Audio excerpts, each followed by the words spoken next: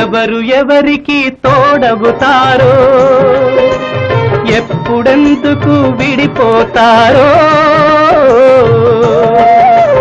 మమతను కాదని వెళతారు మనసే చాలని ఉంటారు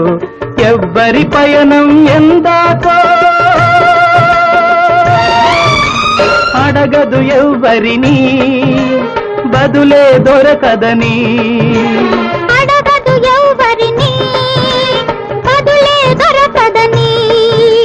ఓ బాటసారి ఇది జీవిత రహదారి ఎంత దూరమో ఏది అంతమో ఎవరు ఎరుగని దారి ఇది ఒకరికి సొంతం కాదు ఇది ఓ బాటసారి ఇది జీవిత